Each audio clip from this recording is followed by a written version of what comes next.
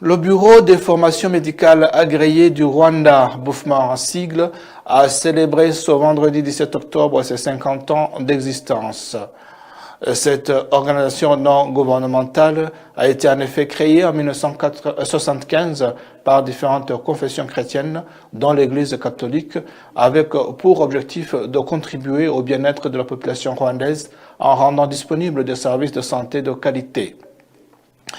L'événement commémorant ce jubilé d'or qui s'est déroulé à Kigali a vu la participation de différentes personnalités ecclésiastiques, catholiques et protestantes, ainsi que des autorités civiles, dont le ministre rwandais en charge de la santé, Dr Sabin Nsanzimana. Tous les intervenants ont remarqué que cette organisation a contribué beaucoup dans la santé de la population rwandaise pendant les 50 ans de son existence. C'est notamment ce qu'indique Mme Monique Gahongayire, secrétaire générale du BOFMAR. Selon elle, après le génocide perpétré contre les Tutsis en 1994, beaucoup d'organisations n'existaient plus.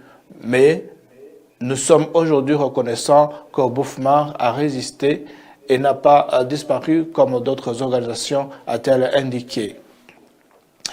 Elle est aussi reconnaissante que le partenariat qui a permis la création de cette organisation est toujours solide jusqu'à maintenant. Et pour le ministre Nsanzimana, l'apport du BOFMAR dans la santé de la population rwandaise est indéniable. Je suis né après la création de cette organisation, a-t-il dit, et à ce moment, c'est seulement BOFMAR qui assurait la mise à disposition des médicaments au Rwanda.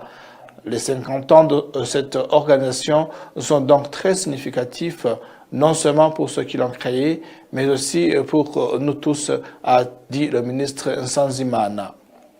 Avant d'évaluer l'apport du BOFMAR dans la vie rwandaise, par le fait notamment que depuis son existence, l'espérance de vie au Rwanda est passée de moins de 45 ans à 70 ans au minimum aujourd'hui. Et ceci s'expliquerait notamment par le fait que les décès maternels pendant l'accouchement ont diminué parce que les moyens nécessaires pour prévenir ces décès ont été disponibilisés par BOFMAR, a reconnu M. Nsanzimana.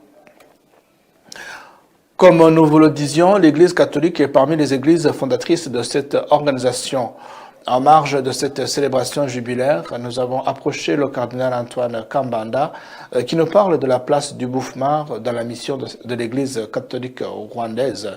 Il était au micro de notre confrère Maurice Bisengimana.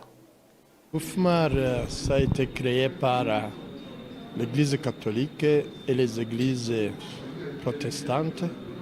C'est un signe de l'unité, d'écuménisme et de partenariat pour le bien de la population. Parce que comme chrétiens, nous continuons la mission de Jésus qui a enseigné la parole de la vie éternelle, le salut éternel, mais aussi il guérissait les malades parce que le corps aussi, l'âme a besoin d'un corps sain. C'est toujours pour améliorer le service de santé, parce que la santé, c'est une nécessité de base. Un des grands signes de pauvreté, c'est de ne pas pouvoir se soigner, de ne pas avoir le médicament. Parce que quand on est malade, on ne peut rien faire.